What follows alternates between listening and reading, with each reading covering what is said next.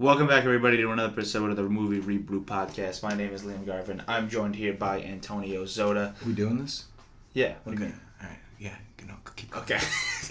Mike and Keegan are back from Europe, but I still have the recording equipment, so we're going to do this. And they haven't asked for it back yet. I don't know if we're allowed to be doing this.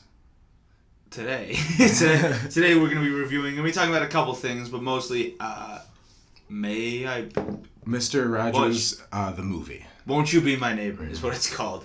And we were reviewing Leinenkugel Summer Shandy, because it's a Remember that beer? Yeah. It's a favorite around this neighborhood. Mm-hmm. What a tie-in. But, let's crack open these Can I have that bottle opener? Yeah. Shh. Listen. Oh, yeah. So how often do you drink Shandy? Like, you gotta get it in once a summer. Yeah.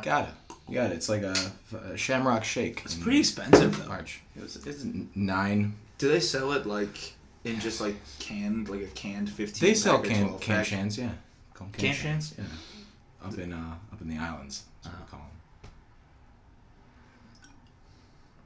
Good? Yeah, no, it's a nice summer beer. It's lemony. It's fun. It's a pretty low percentage. Well, it's 4.2%. Damn.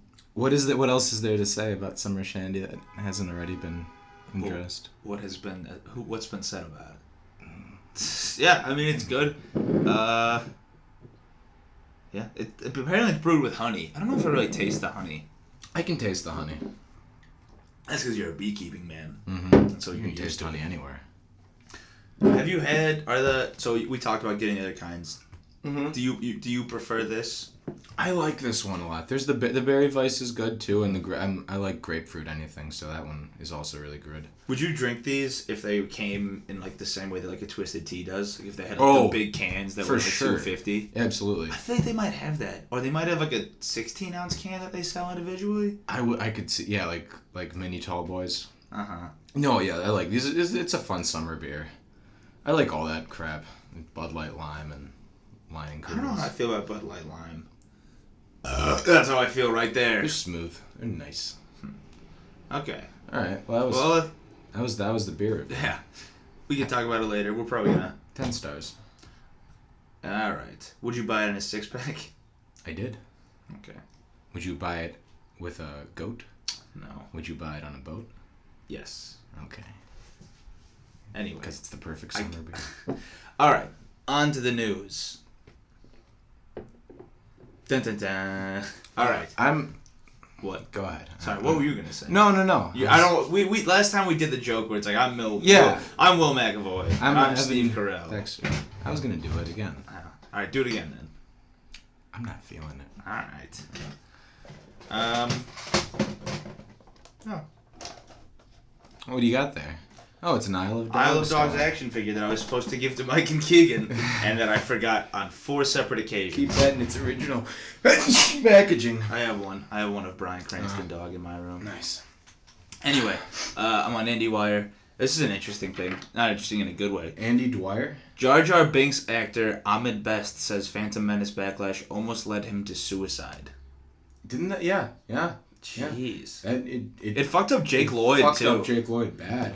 He's in jail now. No. I think he's in jail. I don't think he's currently in jail. Well, he wasn't. Not when I talked to him last. How is he doing, by the way? He's pretty good. This is a burpee beer. Let's see. Jake Lloyd played little baby Anakin Skywalker in... He's got schizophrenia. So, yeah. I mean, maybe that... It was definitely not... The schizophrenia was probably latent. Yes. Like it is with a lot of people, but it came out because of the shit that he had to deal with since he was 8 years old. He was bullied at school. Yeah. Huh. It's like the same thing that's happening to Kelly Marie Tran and all people associated with The Last Jedi. Should we talk about The Last Jedi again? There's a couple things.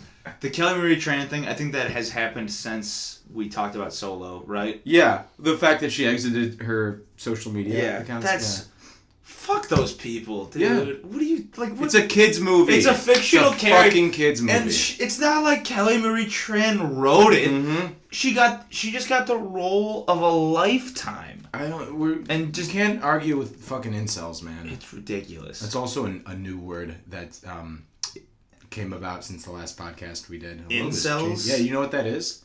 No. Do you know what it stands for? Like imbeciles? No, it stands for involuntary celibate. Oh. It's like just dudes who can't get laid who just take all of their anger out in the most chauvinistic ways possible.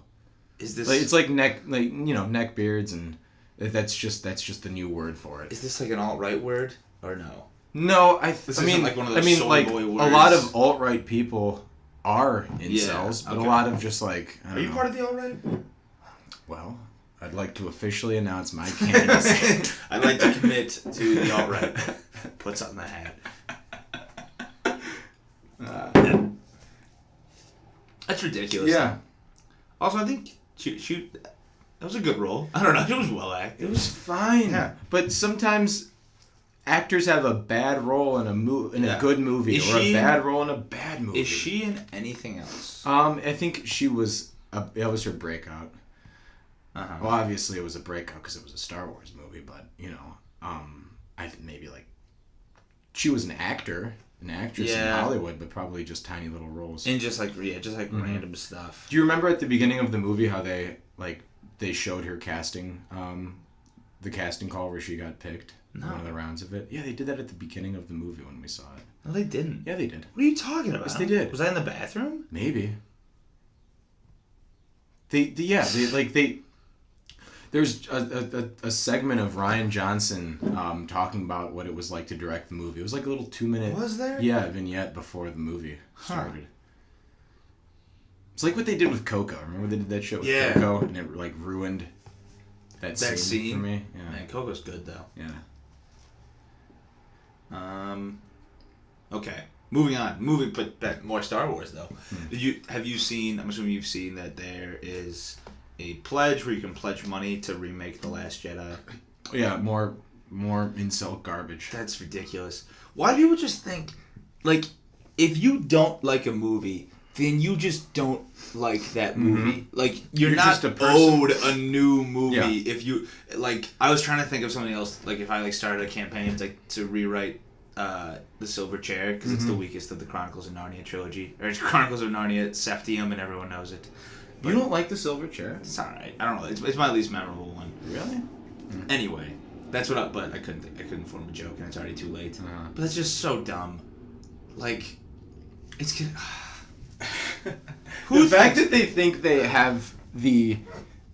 Like, that can be an effective means of like that's not how movies get made. That's not how things work. Yeah. A bunch of neckbeard 35 to 17-year-olds don't go online with a fucking change.org petition and pretend money that they don't have and say we're gonna read man. Everyone gets to contribute to the script. I would love Disney to just throw them $100 million and make. But the point is that they don't need the money. They just need the rights. They've got the money. No, they said who is backing them? Who has that much money that's backing them? I don't know. They're lying. That's not. They don't have any sponsors. They don't have any investors. They don't have any backers. They have no money. Hold on. Who are they? They came out of nowhere. Who are these people? The total amount pledged right now. Yeah. Is this on like Indiegogo or Kickstarter? It's just remakeTheLastJedi.com. Okay. And how much money do they have pledged? $400 million. That's not true. Swear to God. That's how much but like it's just pledged money. Here's the pledge campaign. I put in my email address and then just how much I'd like to pledge. So I could pledge right now for another $400 million. And only up to 10,000. Uh-huh. But it's actually not at 400 million yet, and if I did 10,000 it would put it at 400 million. Do you want to be that guy? No, I don't want to contribute to this. You don't have a spare 10 G's lying around? To correct the course. The goal is to not make one half of the fandom happy and to make a film in general as a whole enjoys. The hero's archetype. This is so fucking retarded. Wake up. What's wrong with your brains? Good God. Grow up. This is a movie for children. It's a movie for children. It's a kids' movie. For children. For children? Why? Why are you getting so up in arms about this shit, man? And it doesn't happen. Like, the remake thing, it just doesn't... That's not how movies work. It's not, Good fucking that's not God. just how art works in general. Like, if you see a painting, you don't like it. You don't demand a fucking do-over. Yeah. Hey, fucking Picasso, this shit is whack. Give me a new one. I don't like the new. I don't know. I don't know. What? Anyway. Yeah, go fuck yourselves. Let's see what else is going on. Ant-Man and the Wasp got a good rating on Rotten Tomatoes. It's out? 84%. It's coming out this weekend. Okay. I just saw that movie on the plane. Really? How'd you like it? It was good. I like Paul Rudd a lot. Yeah. I mean, it's tough to not like Paul Rudd. I like plane movies. I was drunk. It was fun. It was not... I thought it would be better. I don't know. The story was kind of whack, but I just... I love anything that Paul Rudd's in. It's super charming. What do you mean the story's whack? It just felt like a worse remake of Iron Man. That kind of the stealing of technology and yeah. That's kind of how a lot of those origin movies. That's like how Doctor Strange was too. He just like got in a car accident and he's like, oh no, my life is it sucks. He's like, but now I'm special and important and I got to use these powers for good. I think that's a cool origin story. Kind of. It works better in Iron Man. It just feels kind of samey. Doctor Strange and Tony Stark are just kind of similar. They're just like the tops of their different professions. Like, have you seen Doctor Strange? Yes. Where he's just like, he's a top surgeon. He's like he's Tony Stark's surgeon with magic. Okay, that's fine. But yeah, no, I liked Ant-Man. You liked Ant-Man? Iron Man. What are you gonna see? Wasp. Yeah. Yeah, probably not in theaters. I probably will. I don't know. What else is coming? You could do a pod on it if they don't return. They're back. I don't know if they're in Columbus. They're not in Columbus. They're not? They would have hung out. They would have wanted to hang out with us, right? Right? Keegan and Mike, if you're there, hang out with us. We'll be in this room every day at noon.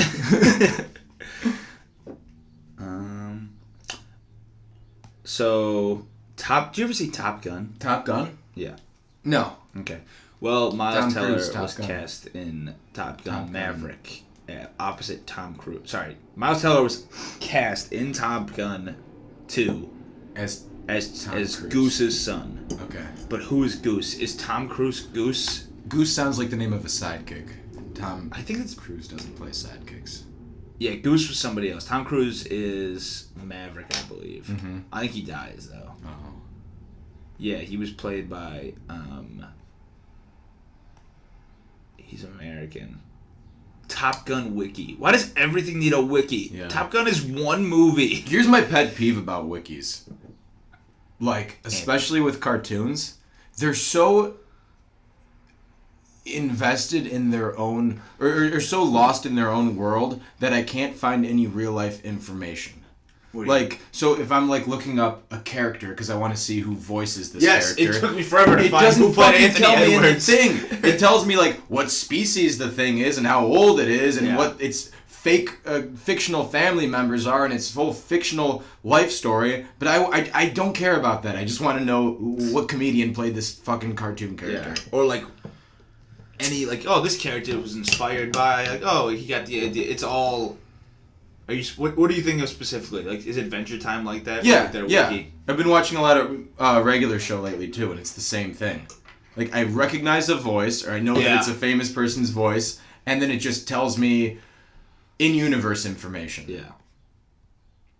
We should start our own wiki. The Movie ReBrew podcast wiki. Yeah.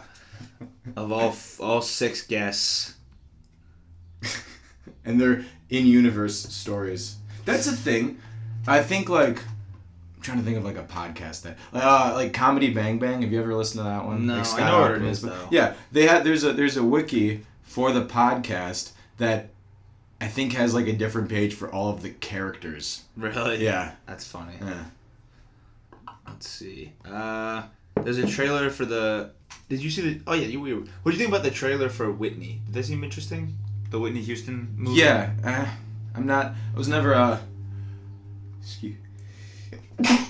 much of a Whitney guy. So it didn't really do anything for me. It's probably gonna be good for people who like her.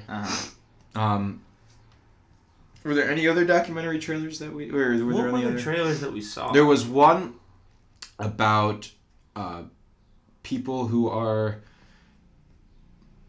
like Americans who supported Trump during his campaign, and it kind of follows like half a dozen of their stories. What was that called? From a liberal perspective, it just seemed so like these people are just like us. What else? It felt insulting to like Trump people. I mean, what do you mean? I don't know. It was like the way that felt like David Attenborough going to some like primitive tribe. Yeah, okay. I'm this astute liberal guy, and I'm going to visit these hillbillies out in West Virginia and see why the hell they would support.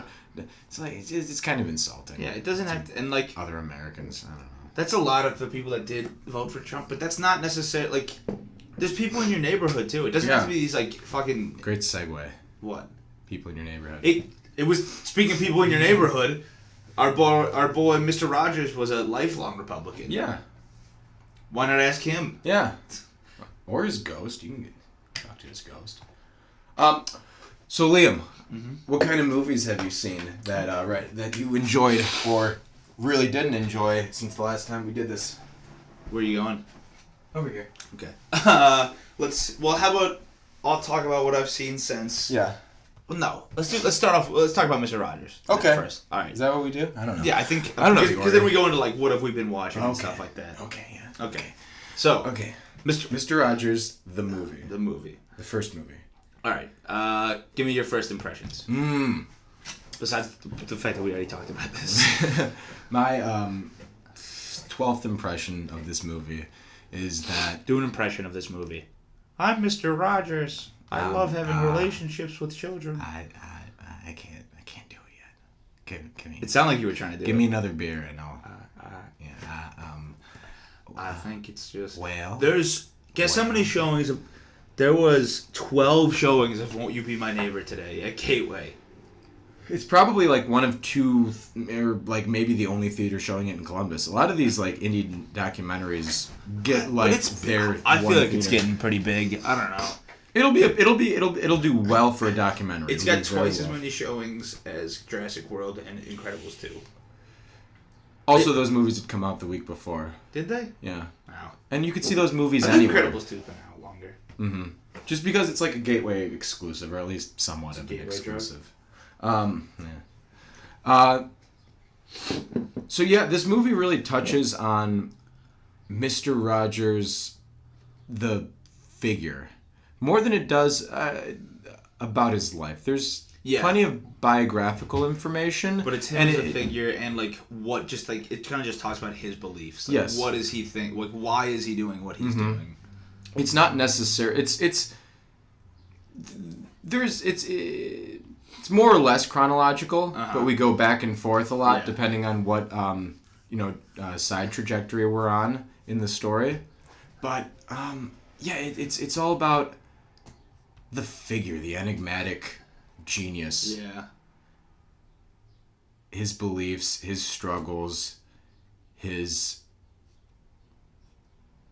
personal struggle with being that figure afterward.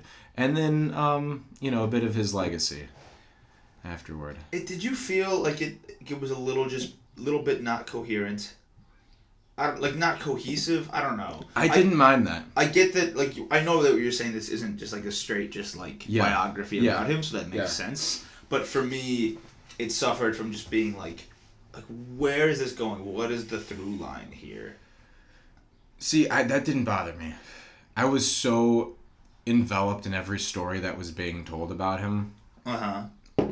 And all the archival footage was perfect. Yeah. When it was sprinkled with little animation scenes about Daniel Striped Tiger throughout. Those were okay. Those weren't my favorite part. No. Kind of took me out of it. Yeah, it did. That's been kind of a common thing in movies, in documentaries lately. Just like having like little animated thing. Yeah, that has someone's talking over it. One example I remember is that Kurt Cobain movie that came out, a documentary that came out a couple years ago, used that a little bit better. But I've seen those in other documentaries recently too. They're fine. But wow, what a genius that guy was. That's not a word that you would usually use to describe that kind of figure, but there's no better way to describe him. And he was a brilliant, motivated, disciplined, loving human being. Yeah. I mean, the way they describe it is like he had a singular vision of kindness, and like he did not waver on that. He never even strayed into like I don't know, like it was everything that he did had such a specific purpose. Yes. It was very direct. It wasn't like how you would see in like kid shows that still teach you, but like teaching you how to take a back seat to entertaining you. Like you would get like Dora and stuff. Like this was all about, but it was all about like emotional and whatever growth. He was never like, how about we count? Yeah. Like, I mean, some of it was spelling and stuff. Yeah. But it was never like straightforward school learning, which I think is like what gets lost a lot of the time in the course of learning is like growing emotionally and stuff like that. Yeah. So profound with every word that he chose. Yeah. He never said more than he had to. He spoke the minimum and let the children do the talking and do the feeling and do the experiencing. And like they talked about his use of just silence and long periods of time without anything really important happening. Just the opposite of like it's that what was like Lady Elaine's quote, I think she said, like, take everything that you think would make good television TV and then just do the opposite. Yeah. And that's And like he would just be like putting on his shoes for like 30 whole seconds. And that was every single episode. Yeah. Feed the fish. That's that routine at the beginning. It does make it feel good. Real. Yeah. And that's good children's programming. You see that in a lot of good shows. What are your memories personally of that show? How tall do you think Fred Rogers is? Didn't they say he was really tall? Or did they say he was really short? That's for you to decide. Shit. I want to say he was 5'9". 6 foot flat. Oh, okay. It's like normal guy height. No. I thought he was really tall. In my mind, he was like 6'5". Do you know his middle name is McFeely? That's so funny. Yeah.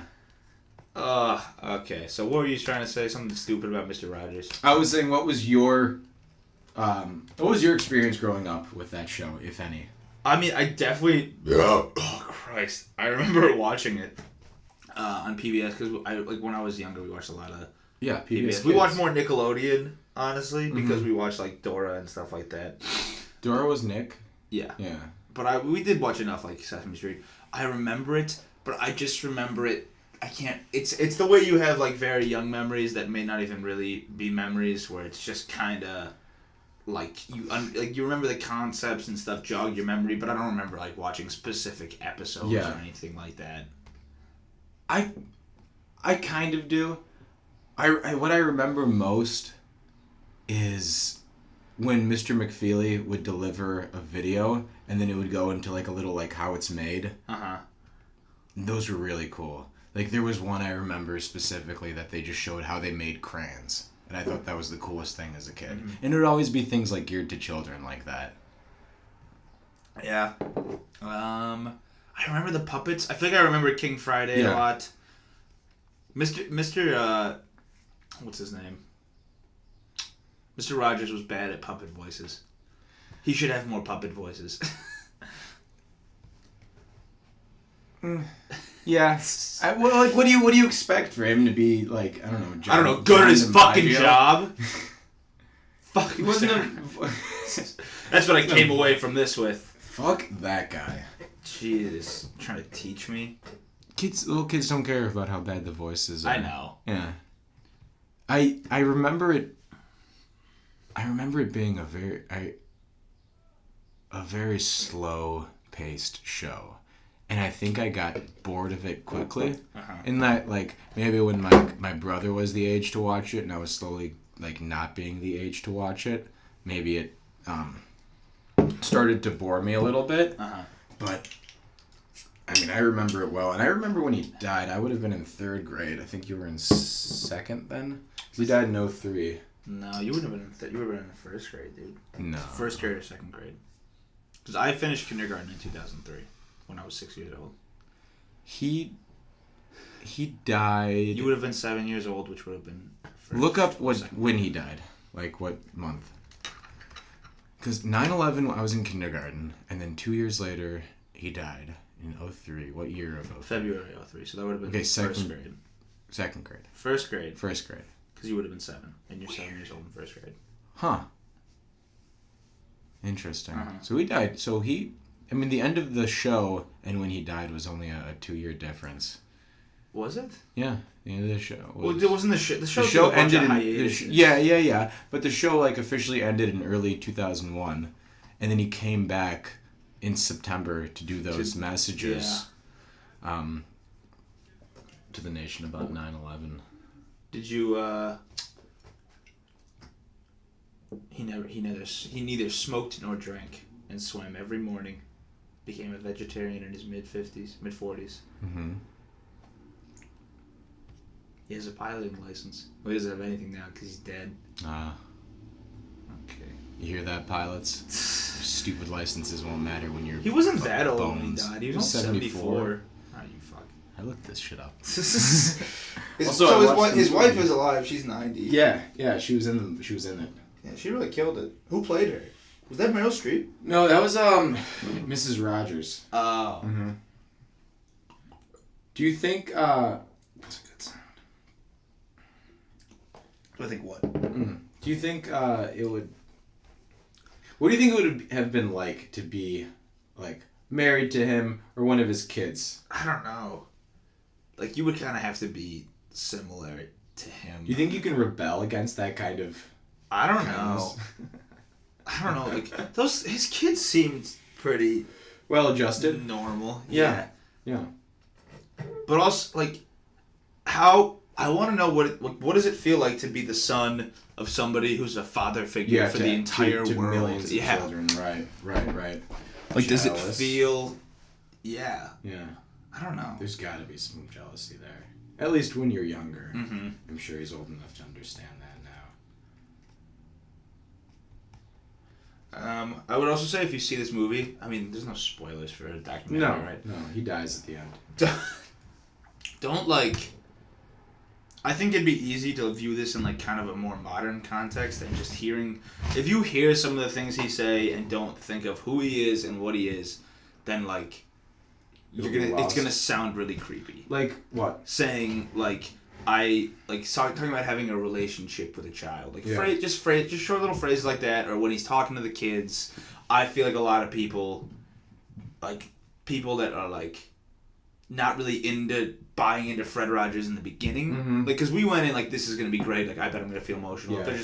But if you go in there, Fred Rogers is kind of if you're not like bought into like Mr. Rogers is an inherently good thing. And if you didn't grow up with it at all. How fucked up? What kind of fucking creepy incel do you have to? I'm gonna use that word again. Do you have to be to take that in that context? Dude, I know you don't. And then I know it'll be off-putting. It's not they're gonna take it. It'll be off. I guarantee it'll be off-putting to some people.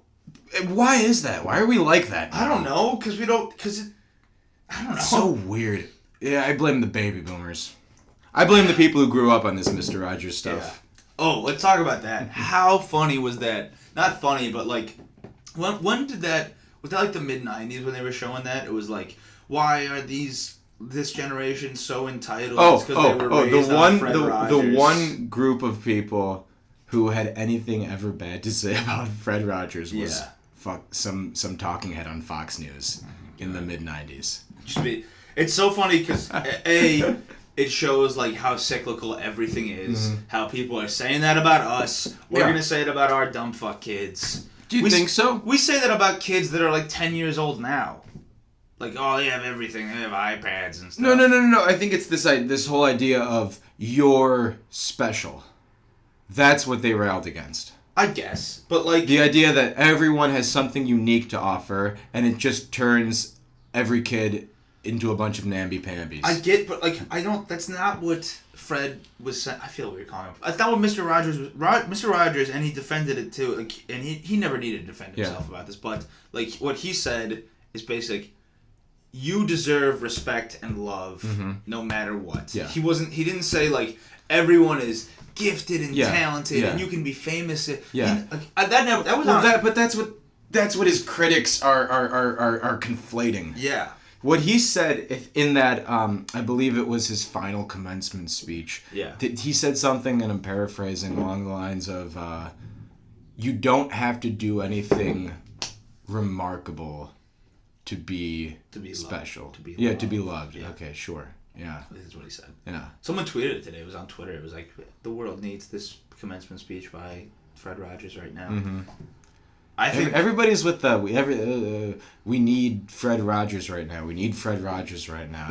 That's been like a meme on the internet since this documentary was like first had a trailer, and like since Mr. Rogers became part of the zeitgeist a little bit again. Yeah. But I think the message of this movie is not that we need Fred Rogers. We need everyone to fill his legacy. Yeah. Learn from what he did. Learn from who he was. Yeah. And be that person in the world for you and your own little neighborhood. Because be your version of Fred Rogers. Because if there's just another guy who like is that same figure, like that's not gonna fly. That doesn't do anything, and it's not gonna get us anywhere. Yeah. Him testifying in front of, was that Congress or the Supreme Court? It was Congress. That was really cool. Yeah, I'd seen that before, because it's like it always pops up on like Reddit and stuff. But I never really paid attention to the fact that he had a 10-page speech that he wanted to read. It was prepared. Like a manifesto, basically. Yeah, and then he just throws it all away and goes extemporaneous. And the way that senator changed, you could tell that he changed his mind within the 5 minutes that Mr. Rogers was talking. He was the guy who was pretty much blocking the thing. Was that a real cut though? Like wasn't like a, like that guy didn't think about it at all. It was like after Mr. Rogers was talking, he said, yeah. Because I saw before when I've seen the footage, it wasn't edited. It was the straight thing. And he says that immediately after he's done talking. Goes, "Wow, I think that's just great, sir. I think you've just earned that $20 million." Yeah, that's crazy. That would never happen today. What? Anybody in government's mind being changed like that by such like a Mr. Smith goes to Washington, just heartfelt. Who the fuck? Who would that even be? The kids from Cyber Chase go try and get. What? Is that your modern what? Who's on PBS now? Cyber Chase was when we were like. Cyber Chase is still going. Is it? I'm almost certain. Is Gilbert Gottfried still in it? Gilbert Gottfried died. No, he didn't. I know he didn't. No, yeah, it's still around. That's the 11th season premiered October 23rd in 2017. Who plays Hacker? Christopher Lloyd. Yeah, that's right. I really liked that show. I liked that show, but they just played the hell out of it. Yeah. That was the first show I became like... Actually, PBS was my first experience getting really annoyed with reruns. Really? Because, like, once they... You know, they would they would play the show every single day, like Cyber Chase and Clifford and all those shows, and it was just the same episodes over and over and over, and I got really sick of it. That's what made me grow out of those shows. What kind of funding do you think PBS gets from the government? Yeah, what do you think? It's something like, I know NPR is like 8 to like 15% or something like that. It's small. The president wants to cut all of it. 18 to 15. 8 to 15. It's of what? Of their budget comes from. Oh, okay. Comes from the government. Yeah. I thought you meant of, like the government's of no, of the government's Jesus. budget, 15% billions and billions. I don't know what it is for PBS. You know, Downton Abbey is a PBS show. Yeah. Yeah, they did some like actual dramas. I didn't know the Magic School Bus was a PBS show. Me neither. I just remember it on. Was Bill Nye a PBS show? I don't think so. Was it? It seems like it. Man, maybe it was. No, I don't think it was. Bill Nye was on. I don't know if that was that a show? I thought that Bill was Nye like the Science Guy. It was a show. It wasn't a straight to like VHS thing. That's kind of what I thought it was. Yeah, no, okay, aired. it was PBS. Yes. It aired. Yeah, PBS. Yeah. PBS. And it was syndicated by the Walt Disney Show. Okay. By the Walt Disney, Disney television. Channel. What? Which is now half the channel. The show won critical acclaim and was nominated for 23 Emmy Awards and won 19. Did you see his stupid adult show on Netflix? Bill Nye Saves the World. Oh God! I would never Don't watch even it. watch it. It's so bad. What is it just like stuff? It's like I feel like it's stuff that like I don't need to hear. It's mostly stuff that you already know. It's like If Bill you're on the discusses internet. vaccinations. Yeah. Who do you need to? We know if you're gonna watch that, you know that you should vaccinate your dumb kid. Bill discusses alternative medicines and pseudoscience. Yeah. Bill discusses sex. Okay, hold on. It's bad. I think that's the one that I saw, and it's Really? so bad. Bill It's discusses cringy. Marijuana. What is it? Is it like a talk show? It says there's panelists. It's an insulting talk show. / he does like experiments and stuff, and it's completely blue outside. That was the thunder. Cool. It's not completely. No, outside. there's We clouds just can't in see here. it. Okay. It's above my house. All right, that's fine. Yeah. Do you think Bill Nye is the science Fred Rogers? Who's the closest thing we have to Fred Rogers in today's world? Ooh, that's interesting. Neil deGrasse Tyson. Probably Some guy in Korea we don't I don't know. know. Or what? Some fucking YouTube dude that just reaches 10 million kids a day. You know what? Yeah. Probably the spiritual successor to Mr. Rogers is just some person on YouTube. Because kids don't watch. Who watches TV? Do kids watch TV? Not really. I feel like 6-year-olds don't. No. Maybe they do, but like. I you're guess like the parents control what they watch. But like once you're 7 or 8. Yeah. Like I was talking to my friend's dad this past weekend. And he's like, she's just on YouTube Kids. Yeah. All the time. Yeah. Not my friend. My friend's little sister. Yeah. Who's like 8 years old. Sure. So, but that's not. They're not watching that. They're watching fucking Five Nights at Freddy's and stuff like. Who's the guy that I can't think of? Salad fingers. No, they don't want. No one watches Salad Fingers anymore. That's a shame. Who? Shame. Who is the fucking? Y'all remember Salad Fingers? Retweet this video. Who is the guy that? He's got the most YouTube subscribers. Fred. No. The guy from the Nordic regions, and he plays video games. Yes. His name's PewDiePie. PewDiePie. Yeah. Yes. That's what they're watching. Yeah. And people still like him. I thought everyone turned away from him when he said the N-word that one time. I don't. He definitely said. I don't know, dude. I don't fucking know. PewDiePie. The guy just plays video games. And he's got 61 million subscribers. We're so old. This is what the kids like. I know. No one's even close. No one's even within 10 million subscribers to him. He's one of the biggest celebrities in the world. Yeah. He reaches more people. Like, think about how many people he reaches. And he can just put out content. Like okay, name someone he's more famous than. Fuck. I don't know. PewDiePie is someone like more The Rock. famous than... He's not more famous than The Rock. No, it's not. He's not more famous than the president or Barack Obama. No. I would say like... Keira Knightley. PewDiePie is more famous than Keira Knightley. Yeah, but like so are a lot of people. PewDiePie is more famous than Jimmy Carter. Probably. Definitely. If you had, I mean... Yeah. I mean, he's more famous than Stephen Colbert or Jimmy Fallon. Probably more famous than all the late I don't people. think he's more famous than Fallon or Colbert. Those are 61 million people who love him enough to subscribe. Think about all like the people that don't have YouTube accounts that watch him. As of June in 2018, the channel has received over 18 billion video views. Yeah. He probably averages like 3-4 million views per video, which is like the same as like a nightly news channel. But he just puts out a ton. He probably gets more than that. Yeah. I don't know, but like, it depends what you consider famous.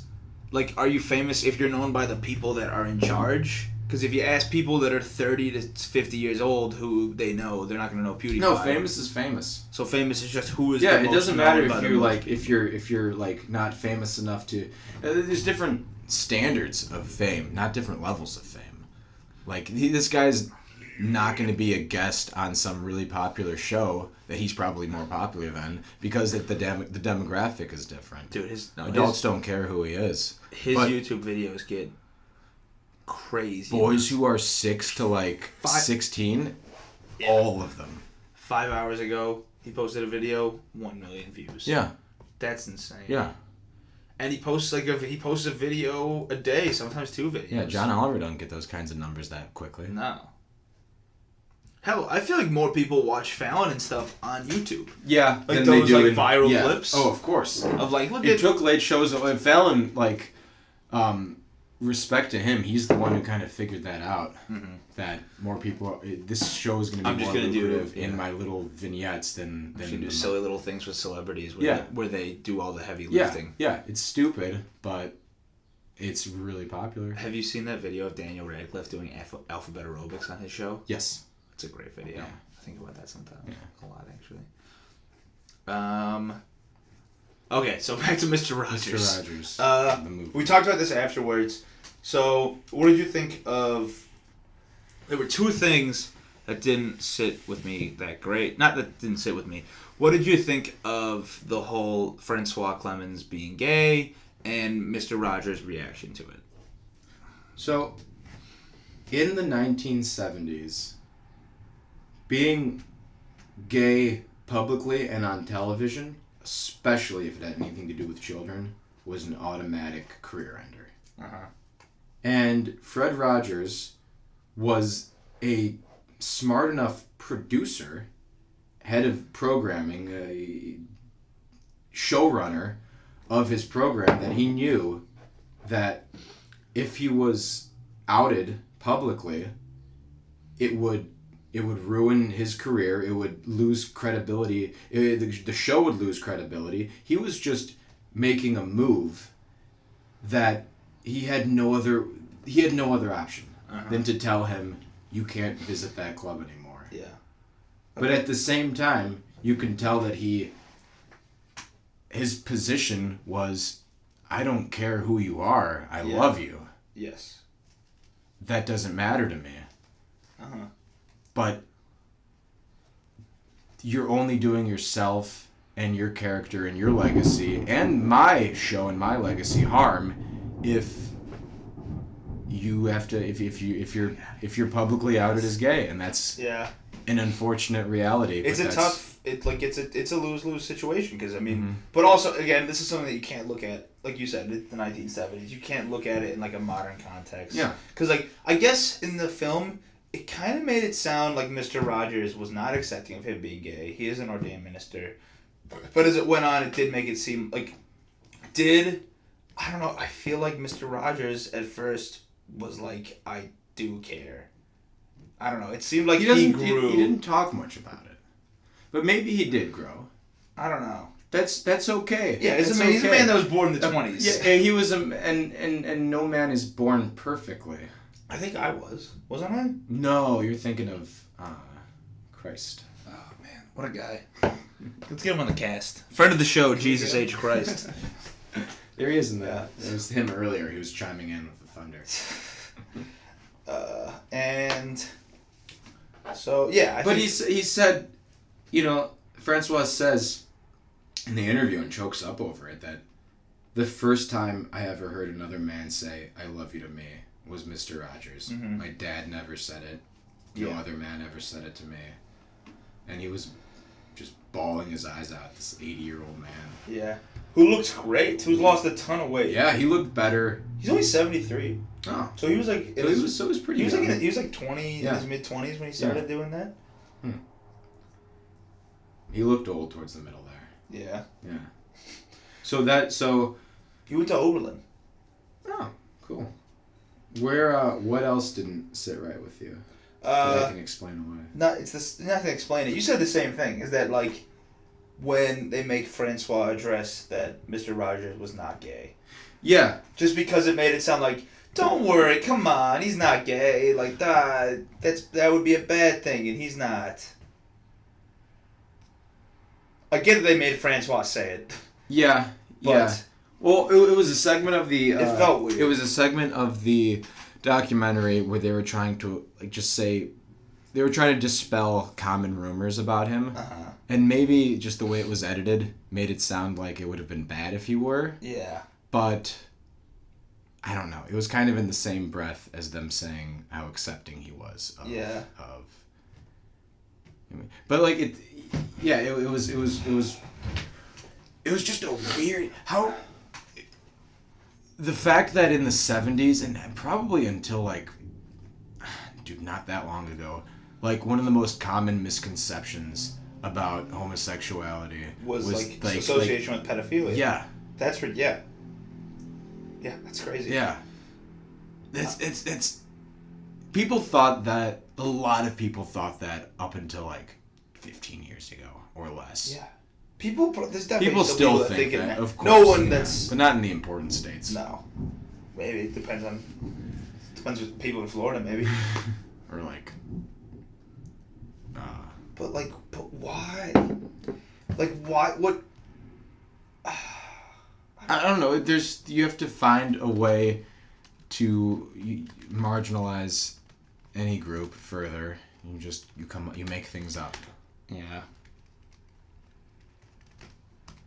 I did read that Mr. Rogers' church was one of the first to switch to openly accepting like gay parishioners and gay clergymen.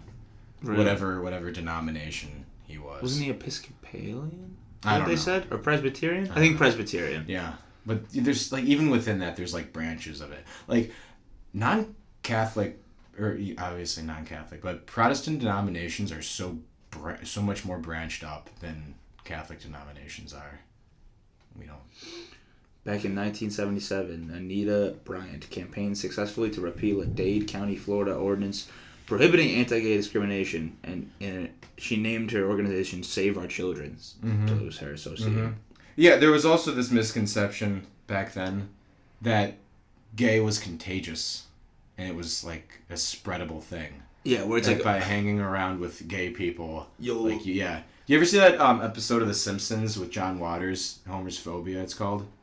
Oh, is the part where Homer thinks that Bart's gay because he's been hanging out with this like flamboyant gay guy played by John Waters. Yes, I have seen this one. And at the end, does it end with him saying like, he's like, no, queer, that's what we like to call you, and then he's like, oh, that or John. Yeah. I have seen that. I didn't. That's the only thing I remember. I didn't get the pun. I didn't get the pun of the episode until like yesterday. What is it? Homer's Phobia. Oh. Yeah. Well, that's dumb for you. Yeah. I didn't think about it. Who's John Waters? John Waters is the guy with the pencil-thin mustache. Okay. Oh yeah. Yeah. I was thinking Roger Waters. No. And I'm just like, I don't know if there's any reason he would play that guy. No. John Waters. It was a play. I think he wrote musicals like Hairspray. Mm-hmm. And he looks like his character. Yeah. But he's not playing John Waters. No, he's playing a guy named John. Yes. Okay. Yeah. Pink Flamingo was another thing that he did. All you theater kids out there. Fuck you. Pink Flamingo, Hairspray. Yeah. Alvin and the Chipmunks, The Road Chip. He was an actor in it. That's not what he's famous for. I know, but those are the only things I know. Interesting. Yeah. But like famous flamboyant gay character in real life in like the 70s and 80s and 90s. Are you telling me to name them? No, he was one. Oh. And I was reading about that episode and how it like was hailed as being incredibly important at its time. In the late 90s. Yes, yeah. Dude, they didn't legalize it until like 2014. 2015. Because I was at work. That's why they did it. I didn't have a job in 2014, but 2015 that was when you were laid off. Are you going to Lake Bath? Take a leave? When no, I was just moving. When did Elton John come out? Elton John didn't come out until either the late 90s or early 2000s. Really? Just that Will and Grace era. But it was like everyone knew that. Yeah. You know. Because I brought this up to my parents, and they're like, they couldn't remember like any actually like. I mean, they were talking about like what flamboyantly gay people there were. They said like Liberace. Yeah. Did Liberace die in the closet? Not literally. Okay. He died in the toilet like Elvis. I think he did. Yeah. I think that he always. Because he would have died in like the 60s. He died in 87. Oh. Yeah. But apparently there was a movie, and like it was Michael Douglas and Matt Damon. Have you seen this movie? No. Neither have I. I don't know this. But yeah, no, he sued a newspaper. He sued a UK newspaper for defamation because they said he was gay, and they printed it as news. Jeez. What a weird time. Could you win that? Does defamation imply it has to be negative, or could it just be wrong?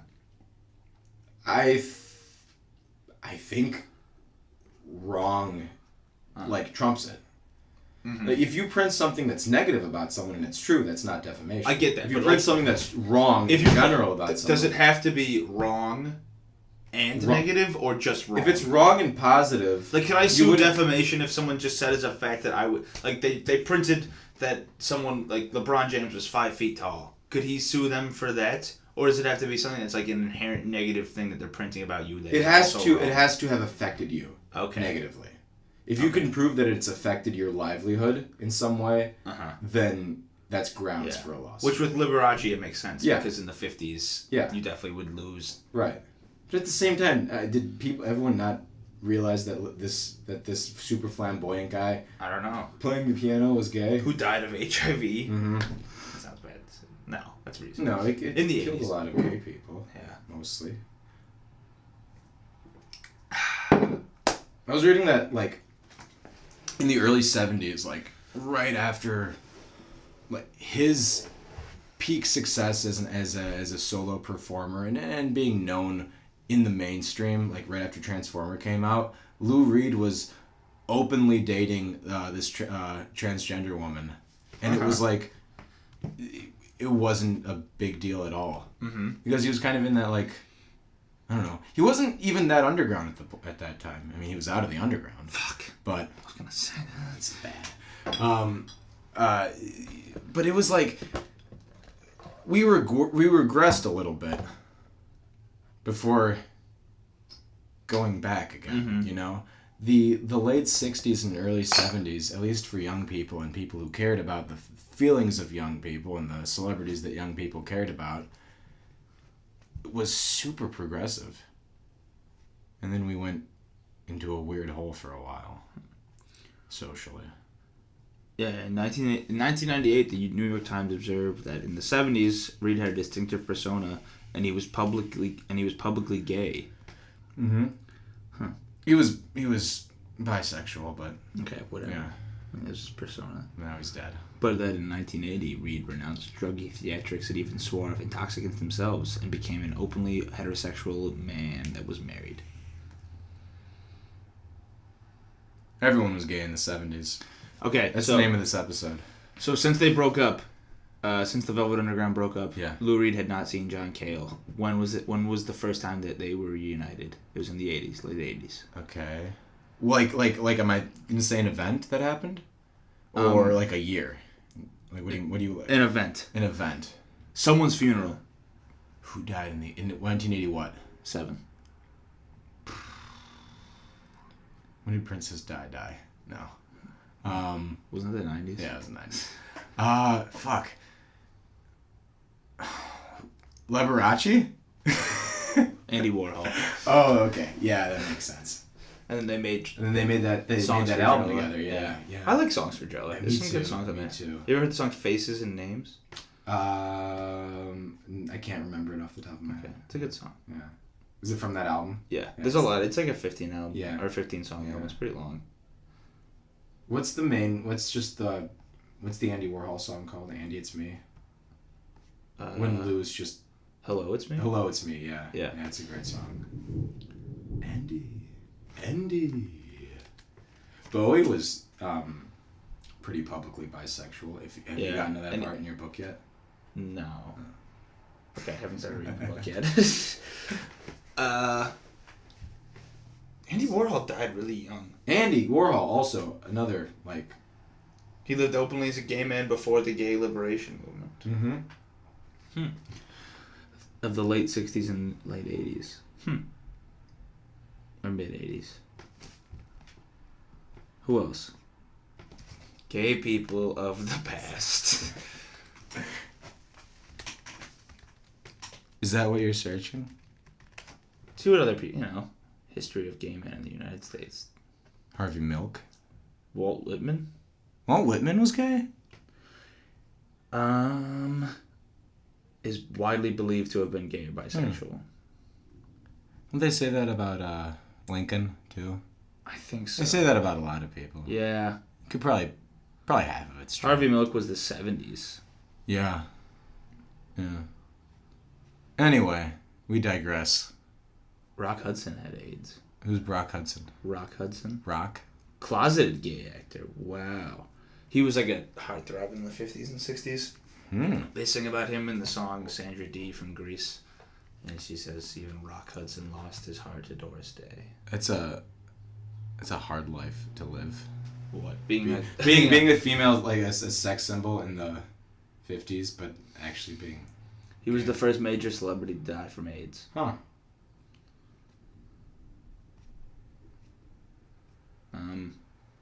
George Takei.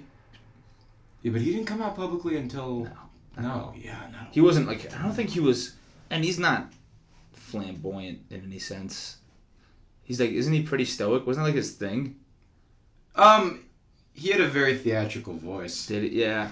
Oh my. I've never seen the original Star Trek show. I've seen episodes here and there. I don't know. I should probably watch it. Nah. Time in the world to do that.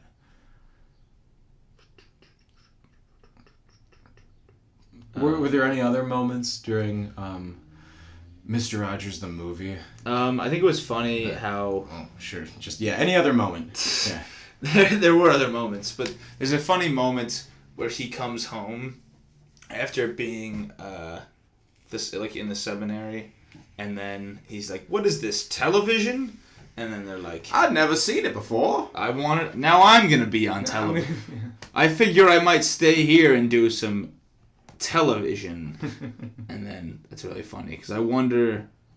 It probably didn't play out like that. You get to write your own autobiography. I don't what was television like when it first started though? Was it like the internet where it's just like everyone got to fucking just make a thing that... Yeah. That's what happens when a new medium pops up. You get the bubble. Yeah. And then eventually it pops and everything's owned by Disney.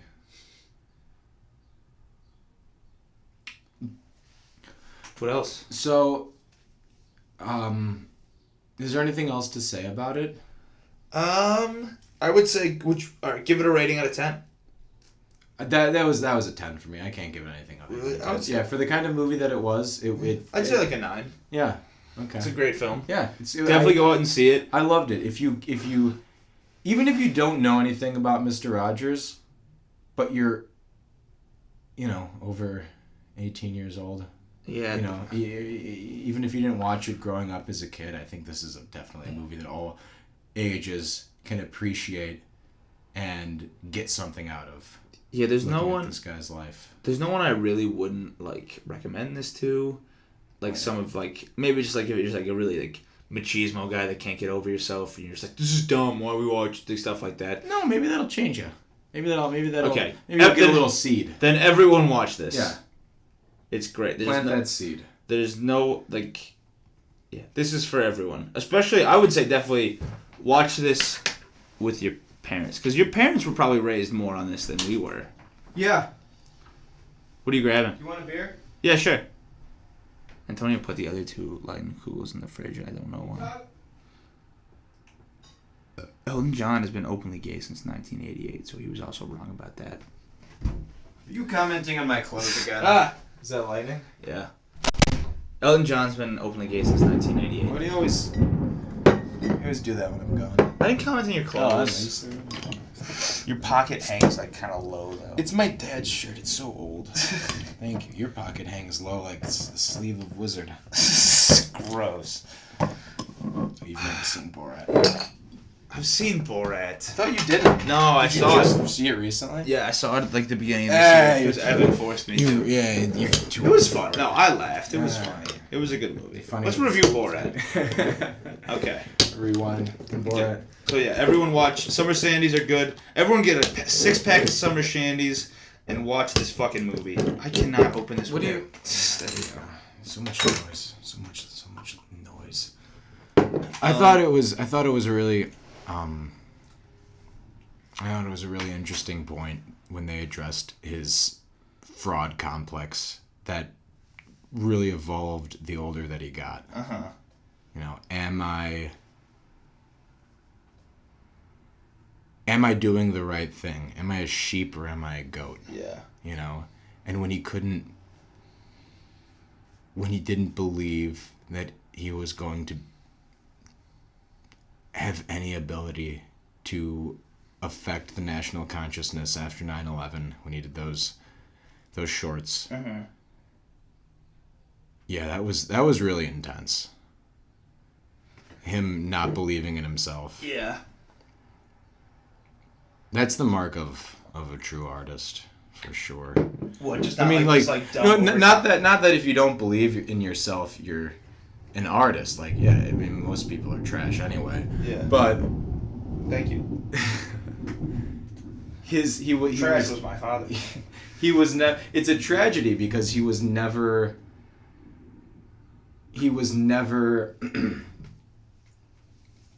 satisfied in his own work. So that other people could be.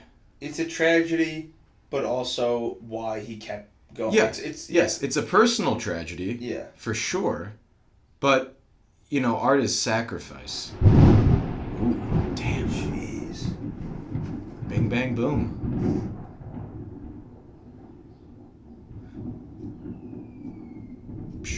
So Liam, did you see any good movies? I have seen movies. Have you? Yeah, let's get into it. I saw Incredibles 2 when it came out about 2 weeks ago now. I think it was like the 14th. Very good movie. Yeah, I mean, it's got legitimate laugh out loud funny moments. All the this isn't just like, oh, you know, it's good for parents. Like this, go and watch this movie. Yeah. Everyone's already seen it. It's. I mean, you haven't, no. But it had a huge opening. It's absolutely hysterical. I've had like a few faults with it. Like the biggest fault, some of the action, a lot of the action's great, especially because they introduce new characters that can kind of add new things. So it's not just like their 5 powers and like Frozone's powers repeated over and over again.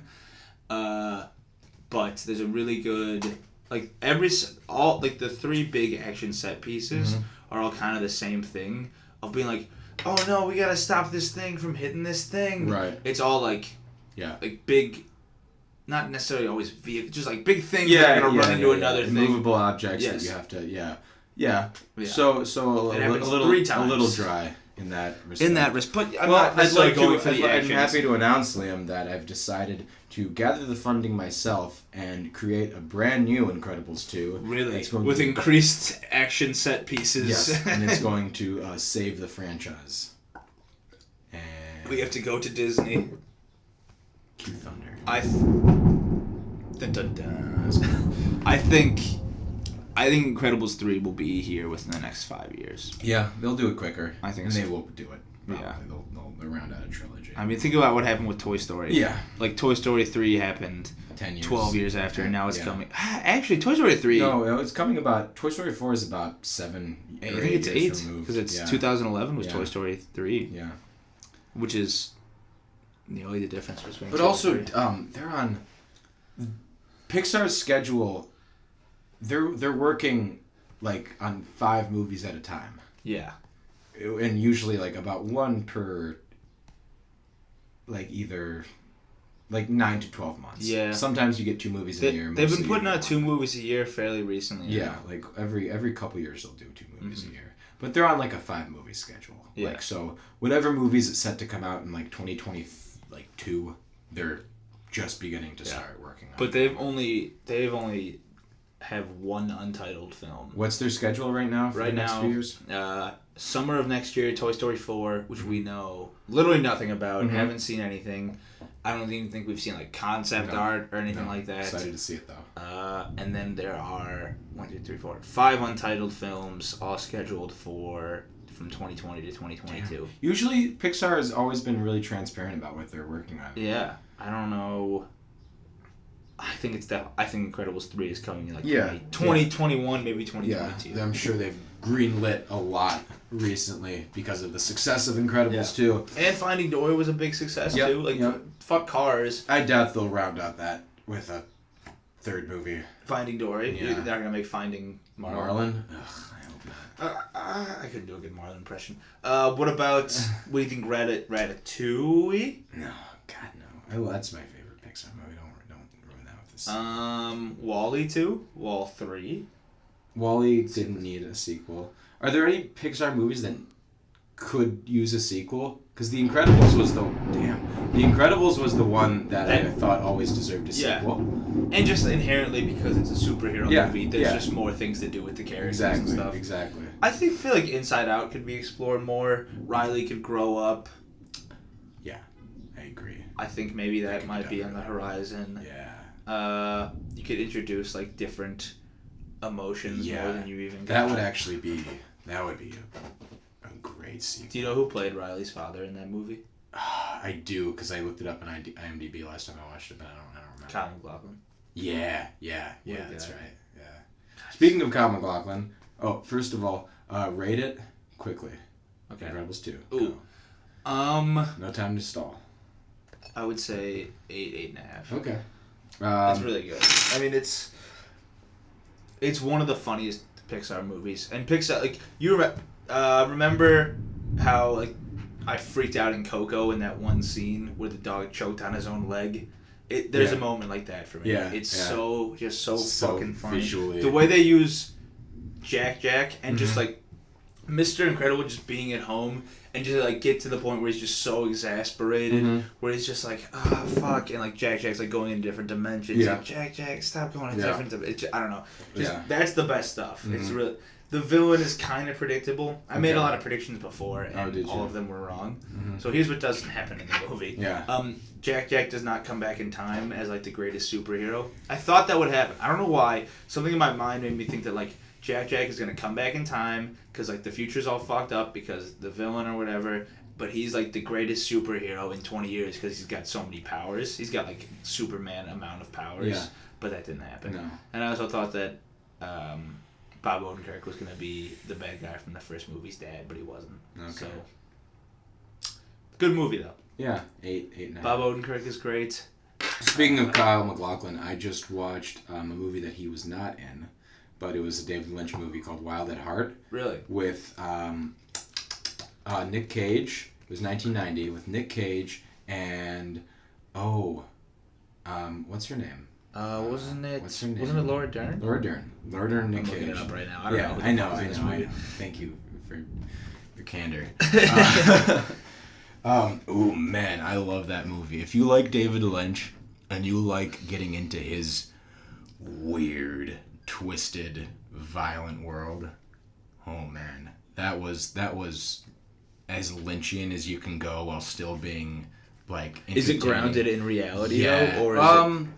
Yeah. Are there supernatural elements? There's supernatural elements that probably don't physically affect the real world. You can just argue that they're in the characters' heads, or they're just used as a device to push the story along in a really engaging way.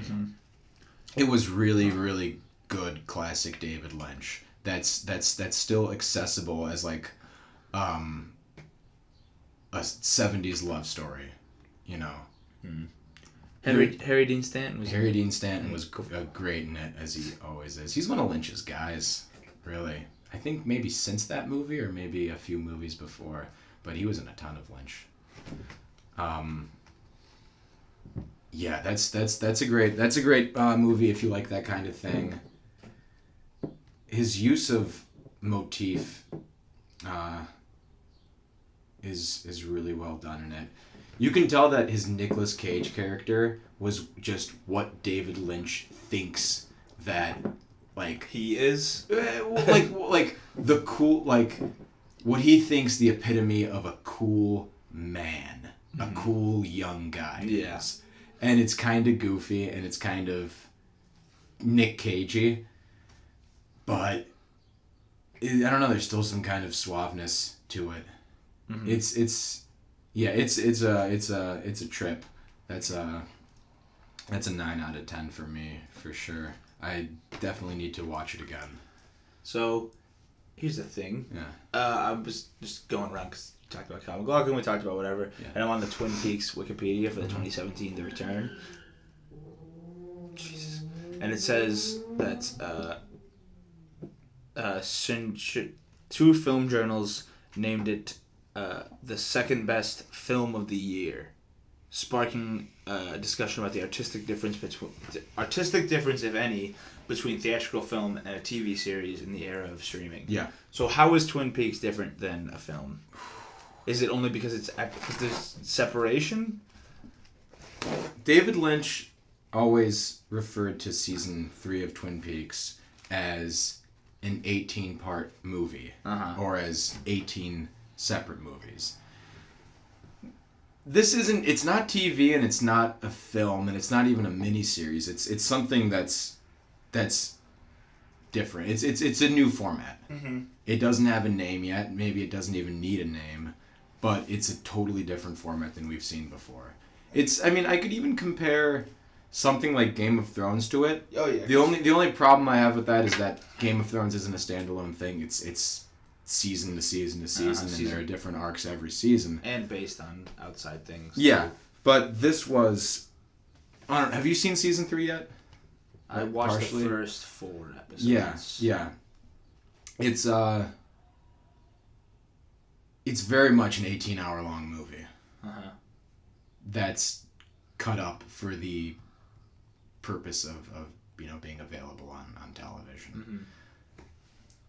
Yeah, I don't... Do you think that Lynch would want it to all be... If he could, he would want it all be available at once so you could stream it all at once? Or do you think he wanted to go with the episodic format? That's a good question. It would probably have taken a lot longer to find... Because it did suffer from some time extensions. Like, it was supposed to be released a year before it ended up getting released. And it probably would have taken much, much longer if it didn't have that buffer for everything to come out at once. It probably helped with the viewership as well. Because you get to have people talking about it.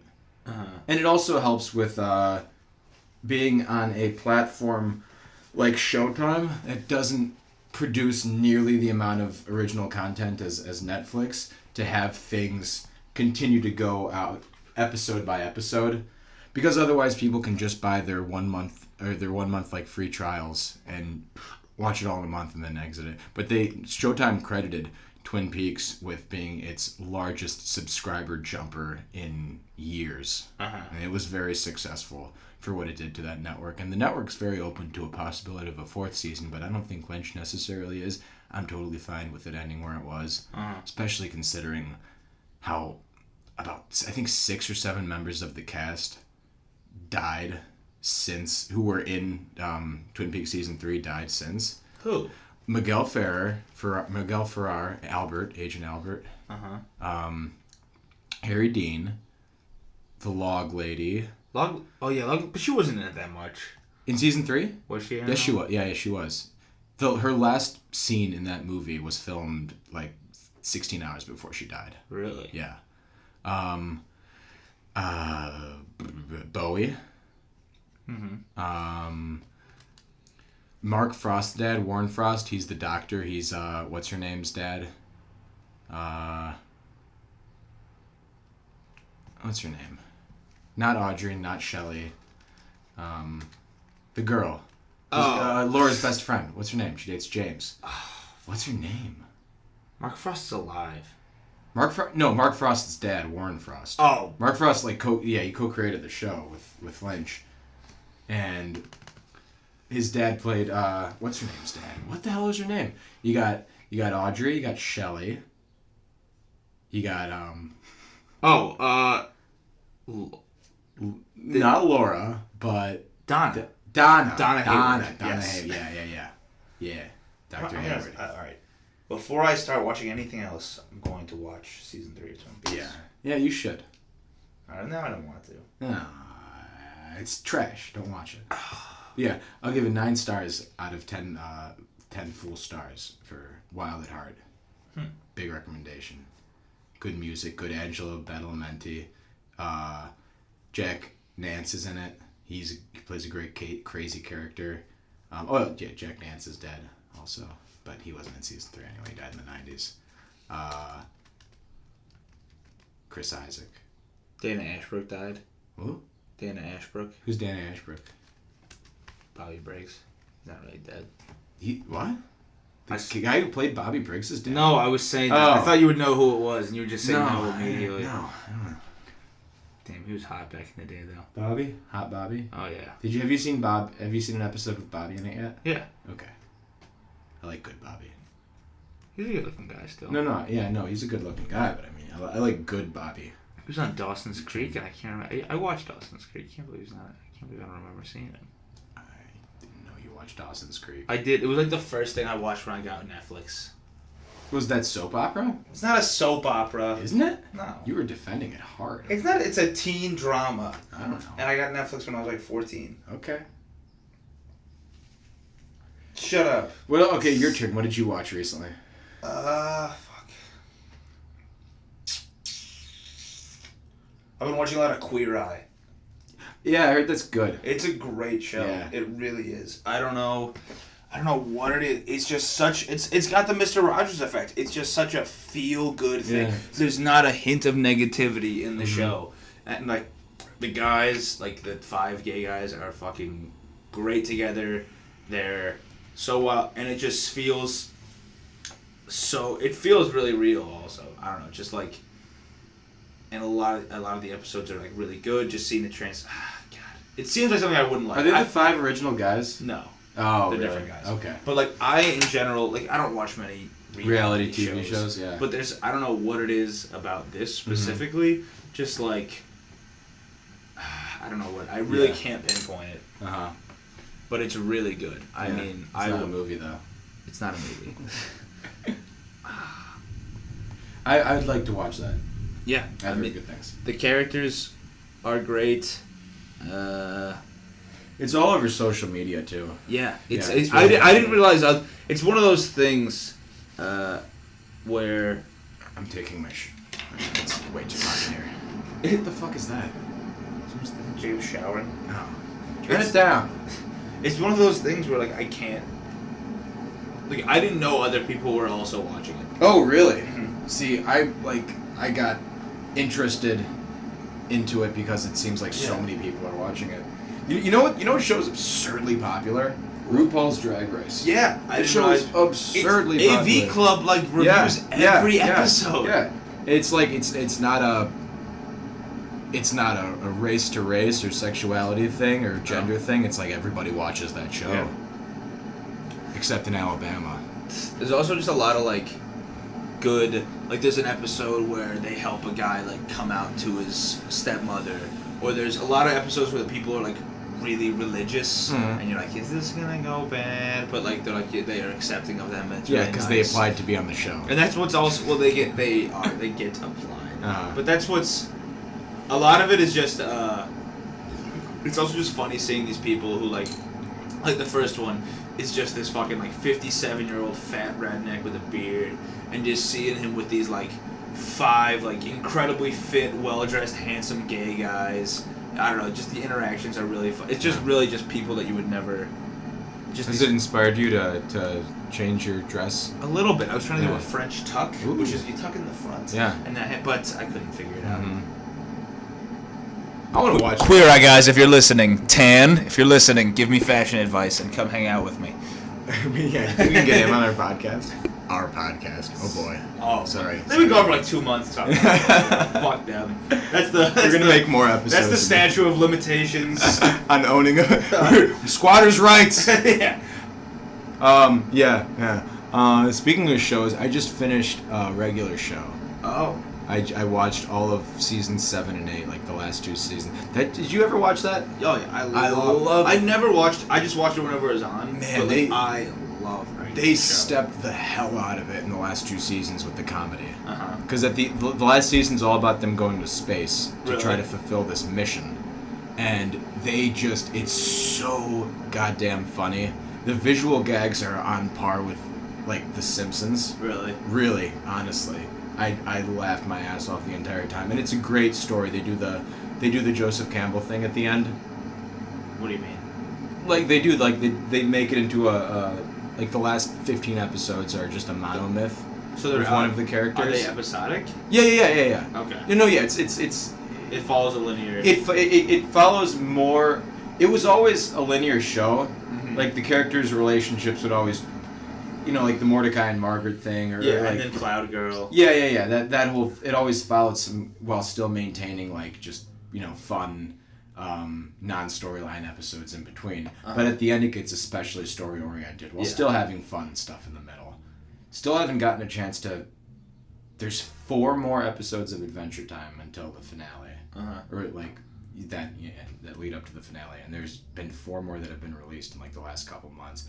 What Cartoon Network did with that show was really, really sad. They pretty much did the same thing with regular show. They gave them both enough warning that said like we're gonna cancel you guys, but leading up to it, they just never aired the shows anymore. It's all Teen Titans Go.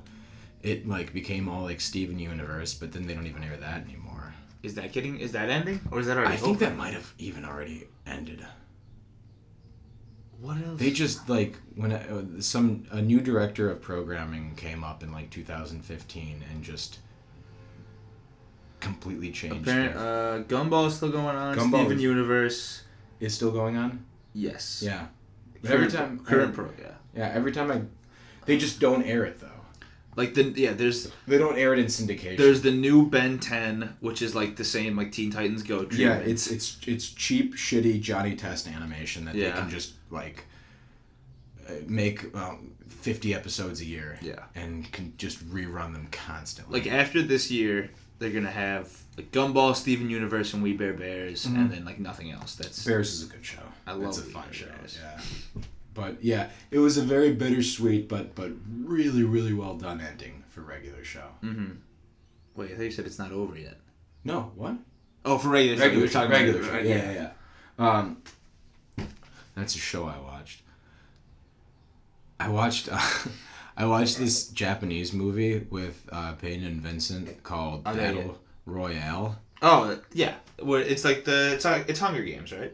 Yeah. But it's like Hunger Game meets like with like Fortnite and like pub. It's There's the more video than just game. 24 people. It's the movie that like PUBG, which I think was like the original battle royale style game that all the kids are playing these days, and adults.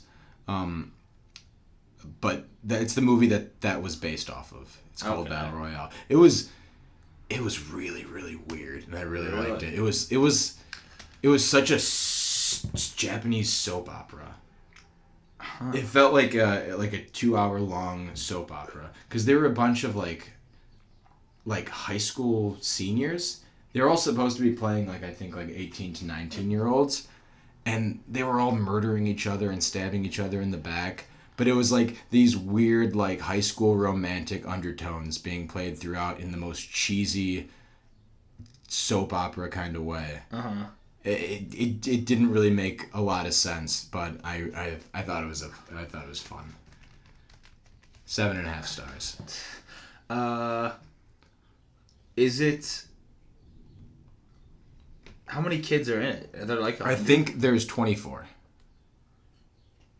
And is it It's all... a whole class. I missed the first 10 minutes. It's a class? Yeah, it's a class. Why? I think what happens is, like, the Japanese military performs this experiment every year, and they take, like, one class of kids at... Maybe it's a university or maybe it's, like, a high school, like a big high school, and they send them into this island to run this experiment. And they have to all, like, there can only be one surviving at the end. So I guess it's kind of like the Hunger Games in that respect. Yeah. I think it's pre-Hunger Games too. It is. Definitely. It's like 05? I think it's like 2000. Oh, really? It's that old? Yeah, that makes sense. It looks kind of... I mean, the film doesn't look great. Like, it doesn't look that new. It was kind of great. Where do they get guns? They are all, like, they get one weapon. Everyone gets one weapon to start. And... some people get really shitty weapons and some people get really good weapons. And there's one guy who volunteered to do it, and he's like a crazy person. Oh my god. Yeah. This is tough to watch. I'm watching Battle Royale Death Supercut. Yeah. There's a lot of really gory deaths. It's kind of similar. Remember that movie, The Belko Experiment? Yeah. Where it was like in 30 minutes, 60 of you must... Yeah. And the way that went down... Yeah. Was like, to Did that we watch one that person. together? No. Okay. I watched that, I think, with them too. It was, yeah. Same kind of thing. Yeah. Yeah. It's more that than... But with these cheesy, like, soap opera undertones, or overtones, I guess. Like, this guy will stab this woman in the back, and then she'll, like, he'll hold her and she's dying in his arms, and she goes, "Did you have a crush on Sakura?" And he goes, "No, I loved this other girl." And then she, like, tries to, like, kiss him as she's being killed by this guy. It was really weird. This is weird. Yeah. It was fun, though. I don't know. I watched a Nick Cage movie called Mom and Dad. It was a horror movie that was on Netflix. I think it just got added to Netflix. And the premise of that is they never explain what exactly is going on, but suddenly when parents either see their children or look at photos of their children or are reminded in some way of their children, and at the same time, like, either static on the radio or white static on the television is playing in the background, they are just filled with this intense urge to murder their children. Really? Yeah. And it stars Nicolas Cage, and I don't remember who's playing his wife, and a couple of kids who are all played by, like, first time kids, young teenage, like, actors. And it's great Nick Cage freak out moments, but it's a really, really cool premise that I think was executed very well. Cool soundtrack. That's what I love about horror movies, is that you can have these low budget films that just exist to execute a really crazy premise that just a what if scenario, and just play that out in a small budget thing that really exists just as an art form. I mean, it continues to be looked down upon. Are the kids teens? Yeah, they're like in high school, and then one of them's a little kid. Okay. He looks like he's 8 years old, but he acts like a toddler, and he doesn't go to school. I don't know what's up with that. But it was really well done. The story never strays away from the rules of the premise that it sets at the beginning of the movie, which you see a lot in bad horror movies. Yeah. Selma Blair's in it. Who? Selma Blair. Is that Nick Cage's wife in the movie? Yes. Yeah, okay. I don't know who she is. I recognize the name, but in retrospect, I don't know who she is. Who's she playing Legally Blonde? I think she's the villain of Legally Blonde who got the perm. Anyway. It's coming down tonight, folks. This looks good. I liked it. Yeah, it was fun. I thought there was a movie starring Matt Dillon that, like, depicted, like, a kid getting shot in the head, and I thought that's what you were about to talk about. No. What that was it? Was it Rock Dog? What year is it? Raw Dog? Rock Doc? Roadhogs? I saw Roadhogs. Oh man, my favorite movie. What if someone told you that? Roadhogs is my favorite like movie. And you're like, what? And like, yeah, like that is the greatest movie of all time to me. If it's like a 49-year-old man who like lived that. Are you thinking of Wild Hogs? Yeah. I don't know. What I knew what you were Roadhogs talking is. about. What do you think Wild Hogs has on Rotten Tomatoes? Less than it deserves. It probably has it's probably certified fresh but low, like 61. 14%. Oh. Fuck you. It was... Nah, no, never mind. It sucked. I mean, it's definitely bad. Ray Liotta's in it. Jesus. It was fine. Marissa Tomei. What is it on... Yeah, Marissa Tomei's in it. What's it on Metacritic? Or whatever the thing is that actually gives like a rating. If you type in Wild Hogs, the first thing is Wild Hogs 2. They made one? No. Or like people are just begging for a sequel? They're just Like me and National Treasure 3, Search for Atlantis. Book of Wild Hogs. Nick Cage, if you're listening, 27. this episode is dedicated to you. 27 on Metacritic. Okay. But it was the 57th most discussed movie of 2007. 57th? Yes. Jesus. Have you seen... Do you want to see Hereditary? Yeah, I'd like to see it. Dee told me it was really disappointing. Really? Yeah. Krauser was just saying downstairs for the first time. Yeah, I know. For the first time, Krauser said, we should go see a movie. And I was like, okay. Oh. But I didn't want to do it because fuck that kid, you know? Is it out Gateway now? I think it might be. Yeah. It might be. It's been out for a while. No, yeah. But I don't like horror movies. I think I don't like horror movies until I see a good one. Yeah, I don't. Because there's so many shitty ones, and at the same time there are so many. I just don't like great being premises scared. Really? Yeah, I hate it. I don't like. I hate being scared. I like movies that are terrifying more than they are like scary. Yeah, I just don't like pop-up scares. Like, I don't like those I'll either. take Haunting. That's not what I... Like, something like Get Out is like... Yeah. But those are, like, unfortunately, they're all in the same genre. Do you want to see Doctor Strangelove when it comes to Gateway? Yes, I do. It's coming this weekend. July 6th, July 7th. I've seen it recently again, but I'd love to see it on the big screen. It's so fucking funny. What's his name? Not Peter Fonda, Sellers. but Peter Sellers. Oh, he's... Did you ever see the Pink Panther movies? No, I did, but Steve Martin was in it instead. Your other favorite man. Not that guy. You like Steve Martin, though. Oh. I do. I just don't like him as Clouseau. I like Peter Sellers as Clouseau. So what I've watched recently, I actually saw a comedy show when I was in... So I went to Chicago and... Chicago, Illinois? No, Chicago, Maryland. Ooh. And so I was in Chicago, Maryland, and I saw...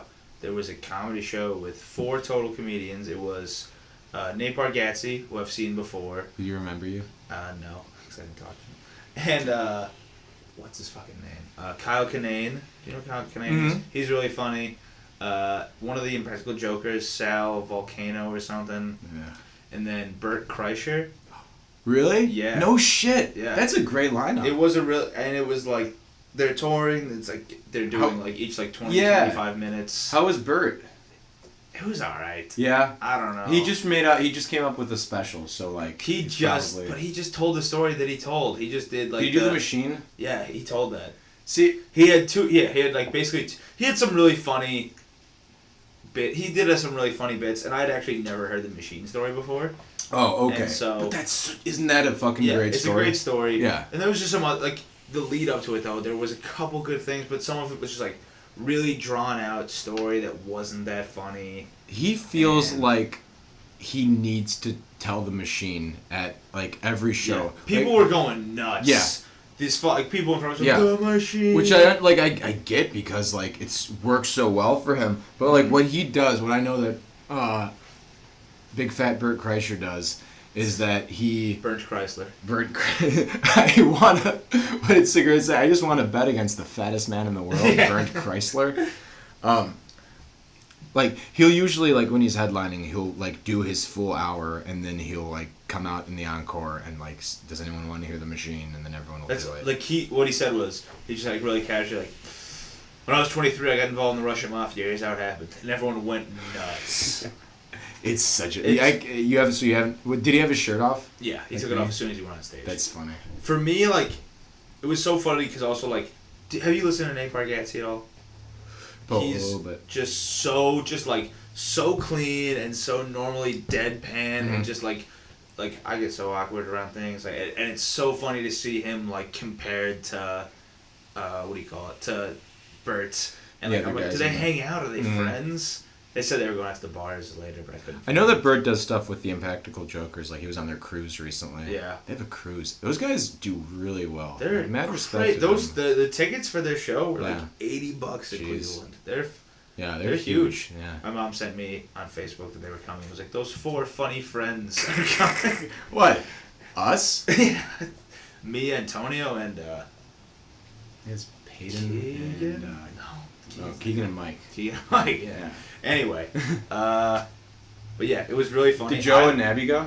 Did you go by yourself? No, Joe and Abby came with me. That's the reason. Kyle Kinane is fucking hilarious. I know I'm gonna ruin this for you. It's so funny. I need to tell you. Just tell the bit. He was talking about how like his parents are from just like, I think they're from Chicago. It's like they're very Midwestern. Illinois. Yeah, but I was in Chicago, Maryland, and they were talking about how like they went bowling, and where they're from, like it was when he first moved to LA, and they had never seen like the automatic bowling. The pin setup? They had just ball. The automatic pin, no, not the automatic pin setup. The automatic bumpers. Bah. And so like that just come up and you don't have to pull them or anything. Bah. And so, Does he play with bumpers? No, but they were just sitting there like waiting for a lane to be open, and then they saw the automatic bumpers, and his mom was like, "Oh my god! Like I have never seen them do that before. That's so cool. Have you seen them do that before?" But the reason the bumpers came up was because a very handicapped man was bowling. No. And so his mom was pointing at the man, like, "I've never seen them do that before. I can't believe I've never. Did you know they could do that? I didn't know they could do that." It was really funny. It's funny. That was like the best joke of the whole thing. Really? And I'd like heard Nate Bargatze's thing before because I saw him when he was in Columbus, but it's still really good. Yeah. I would, if I had to rank them, I would say, like Nate Bargatze, Kyle Kinane, probably Bert Kreischer, and Sal. Sal's wasn't that good. Yeah. Doesn't Abby really like the Impractical Jokers? She loves the Impractical Jokers, but she was like, she likes them more as the Impractical Jokers, like, because she saw them when they came to Cleveland and was like, this was good, but like this, like they're not pure stand-ups at all. Okay. Yeah. But they probably are. I mean, they're probably stand-ups by trade. But they're probably, it's like, that's something you have to constantly work on. And if you're doing your show, yeah, they're probably like an improv group. It's coming down out hard, fellas. Man, everyone get inside right now. If you're listening to this as we're recording it. Yeah, if you're listening live with no Wi-Fi. Call us in. Give us some money. Give us some tips. Abby thinks the part in the 5-hour podcast is really funny when you say like CALLI and it's a call-in show. It's a call-in Call us and give us your money. It was part. I think it was part of the song. It was part of the song. ReBrew song. Thanks, Abby. Okay. Did you see any things that are movies?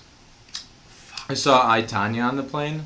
I Tanya's great. I was on the podcast for I, Tonya. Yeah.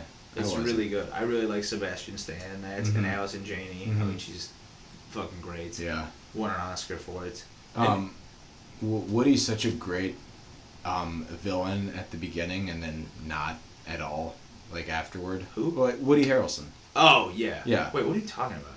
I'm thinking about 3 Billboards. Yeah. Because in my head I was talking about, and I also saw 3 Billboards, but I didn't. I just kept that thought in my head. Yeah. What are we talking about? I, Tonya. I, Tonya. Yeah.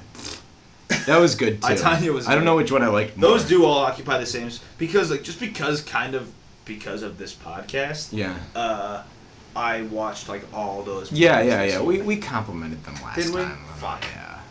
But like, so those do kind of occupy the same headspace as me. All those movies.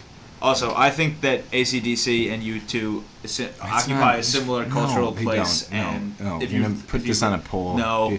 Do AC/DC and U2. Tell them your stupid joke. No, it wasn't. It wasn't. Tell them your joke. I said you were gonna tweet it out. You tell them what? U2 is just AC/DC for people that only like missionary sex. That's That's what I think. Cricket Whatever. noise. Whatever. I wasn't that confident. That's why if I were confident, I would have asked you about it. Even like the joke, just U2 is for people who like to have only missionary sex is a better joke. They don't. Who else? What are we? They're just like the very normal like dad bands. What else? Then Aerosmith also. Yeah, like, probably Aerosmith. In that yeah, song. but I don't think U2 fans and AC/DC fans are like the Venn diagram has a sliver in the middle. That's what I'm saying. But they're different people, but they're the same band for different groups of people. 55-year-old men. Yes, they're liked by the same people, I guess, but who are different. They're liked by the same age groups, but different types of people. Okay, you don't even know what you're saying anymore. You've lost it, Liam. Fuck. You're losing it. Fuck you too. They have some okay songs. What else have I seen? I was on my Netflix earlier. Yeah. I don't know if I've really seen anything else. It's been a month since we did one. Yeah. Fuck. I mean, there's definitely things I've seen. Did you see Solo? No. Yeah. It sucks. Yeah. I started Solo? started rewatching The Good Place. Oh yeah. It's coming back September. Yeah, it's exciting. That's Big recommendation. Watch The Good Place. Oh yeah, I started watching Brooklyn Nine-Nine. 99. But then it got canceled. And then it got picked up again. But then I kind of fell off the wagon. I watched like season 1, I think. It's funny. What else have I been watching in my home? Yeah, mostly just cartoons lately. Regular show, and I've been catching up on not catching up, but just watching old Adventure Times that I haven't seen in a while. What's your favorite episode of Adventure Time? Oh, that's like picking like a favorite like goat. I don't have a favorite. Pick goat. your favorite goat. Billy. That's as hard as picking like a favorite episode of a beloved cartoon. I don't know. Like, what's my favorite episode of The Simpsons? It's a hard thing to say. What is your favorite episode of The Simpsons? I don't know. And if it's not king-sized Homer, you're wrong. I thought you were more of a Trash of the Titans guy. No, because of that whole U2 thing. Yeah. So it comes back. I didn't even realize that. I mean, as good as that is. Not even You Only Move Twice. Scorpio. Dude. I watched that again with my family, or like last time I was in Cleveland. Do your parents like The Simpsons? My mom does. I mean, she can laugh at it. I was just watching with my brother and cousins most of it. She was there. It's my favorite show. Yeah. Of all time. It's alright. Yeah. Gets the job done. Gets the job done. That's a great show. Yeah, probably king size Homer. King size Homer? I am. I'm a big fan.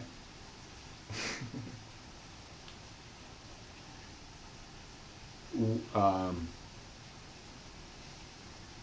are you doing? I'm thinking. It's not even that hot in here. I don't know what you're talking about. I'm hot. I'm sweating. Alright. I got sweaty skin, y'all. Should we play a game? What game? Let's do trivia. Okay. Movie trivia. Who is Luke Skywalker? In In the remake we're doing. Mike Hammer.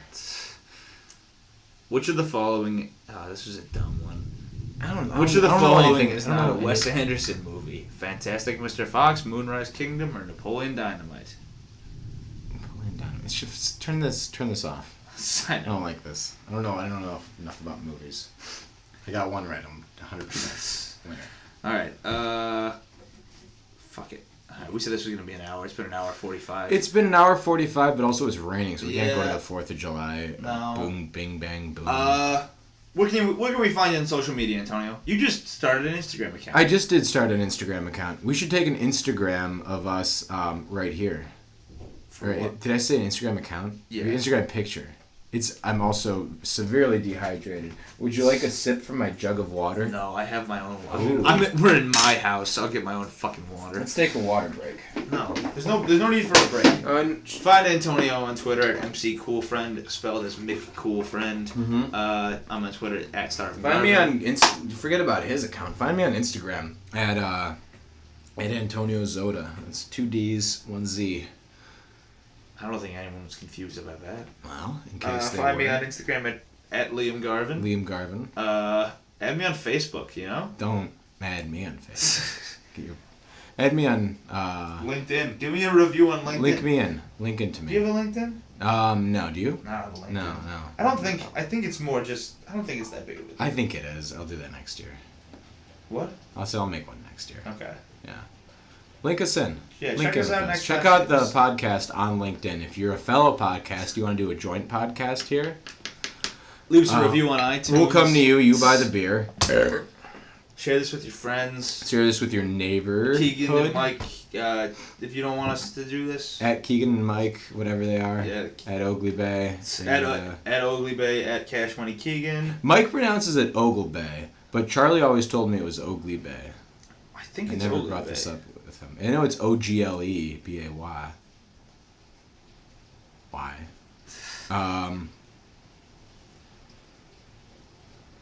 Yeah. Is that it? I think that's it. Ah! We have such trouble ending these. I know. Because I feel like we just want to keep going. We should Part bring of us- guitars inside. Yeah. We should have sang a song. Damn. You want to sing a different version of the movie ReBrew podcast? Okay. Song?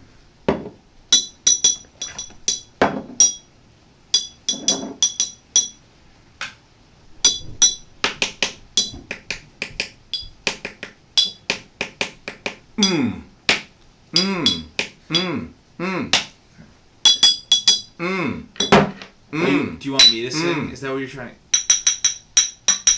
Movie. ReBrew. Podcast. What's it called? Movie ReBrew podcast. Coming What's at the you. name? Movie ReBrew podcast. What do you find it at? iTunes, YouTube, and SoundCloud, and Twitter at Movie iTunes, ReBrew. YouTunes, WeTunes.